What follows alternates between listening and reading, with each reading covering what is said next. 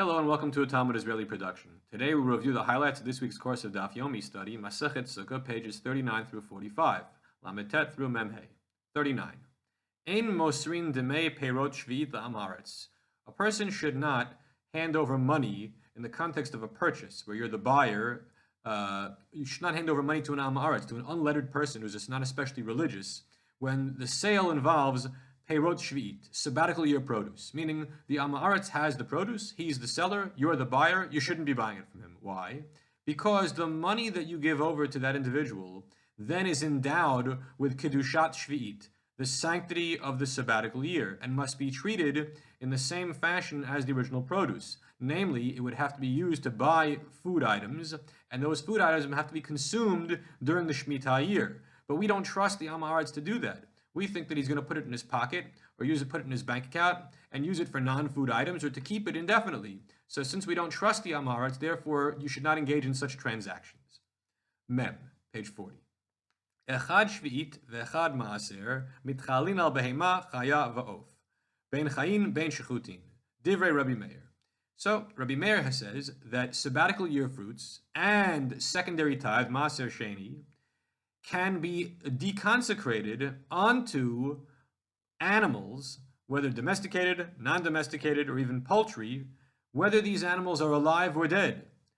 If they're alive, of course, they would need to be slaughtered and used for food, because that is the nature of shvi'it, and that is the nature of maaser sheni, that when you deconsecrate them, the new item has to be used for food purposes.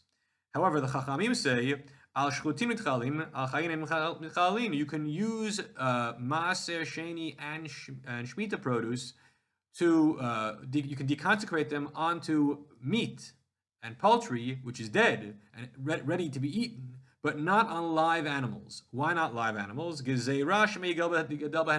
We're afraid maybe you will not do shchita, you will not slaughter this animal or this bird. You'll allow it to procreate, and all of a sudden, down the line, there'll be herds of animals that were descended from this original animal, and all of them will be endowed with kedushat shvi'it or maaser sheni, and nobody will know, and everyone will be guilty of breaking the rules. So therefore, do not do a deconsecration other than on shchuta, what is already dead.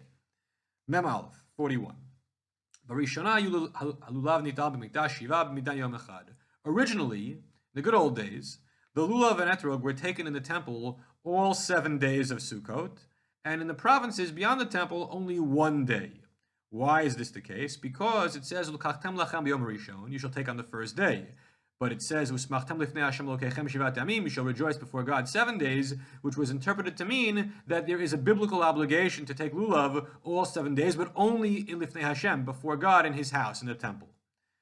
Then, when the temple was destroyed, Rabbi Yochanan ben Zakkai made a rabbinic enactment that you shall take the lulav and etrog 7 days, all 7 days of Sukkot, as a remembrance to the temple, a zecher lemikdash. Now, in fact, it's not taken all 7 days because it's not taken on Shabbat. So it ends up being 6 out of the 7. But the idea here is that days 2 through 7, where there's no biblical obligation beyond the Temple Mount, now we will do it, but under rabbinic rule, under the guise of zecher lemikdash. Membet 42. Tanu Rabbanan. Katana yodel naneh chayav b'lulav.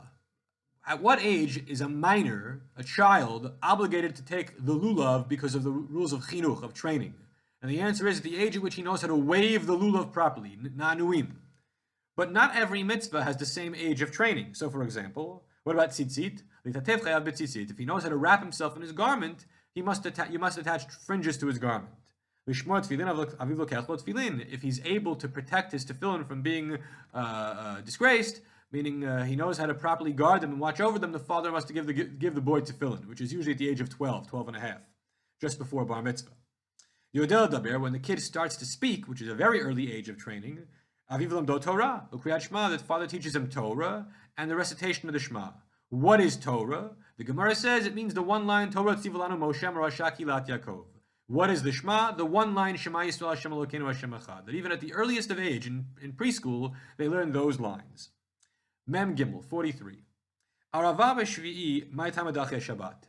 In the temple, the Arava ceremony, the willow ceremony, overrode the Sabbath only on the 7th day of Sukkot, not on any of the other days. And the question is, why does it override Shabbat at all? Rabbi Yochanan says, the reason why it ever overrides Shabbat is to publicize that this custom is in fact a Torah law. Although you won't find it expressly written in the Torah, it is with the status of Torah law. Now,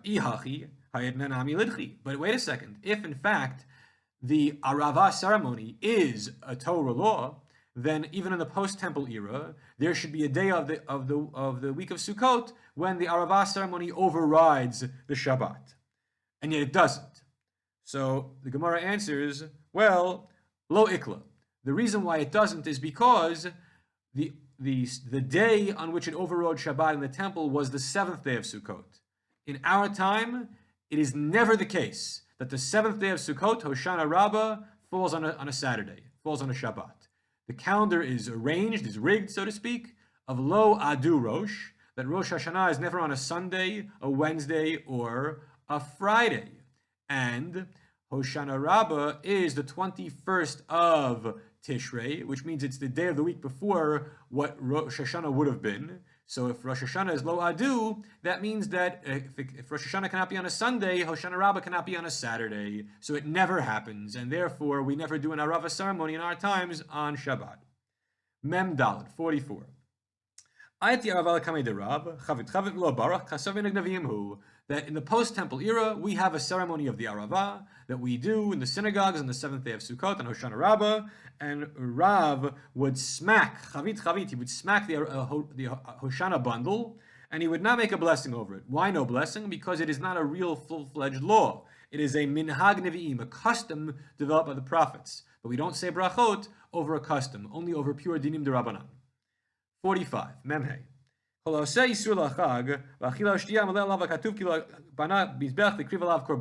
If you make an addition to the holiday of eating and drinking on the day after the holiday, it is as though you built a mizbeach, an altar, and offered sacrifices on the altar.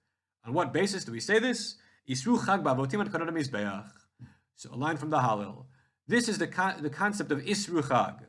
Isru Chag is the day after Yom Tov. It began historically as a day observed in Eretz Yisrael on the same day that the Jews of the diaspora would be observing the second day of the holiday, Yom Tov Sheni Shel Galuyot. It was a measure of solidarity between the Jews of Israel and the Jews of Chutz La'aretz. But even now, it is extended to the diaspora, so the notion of Isru Chag, the day after the holidays are over, is a day for a little bit of festivity and for the skipping of Tachanun. Everyone have a great week.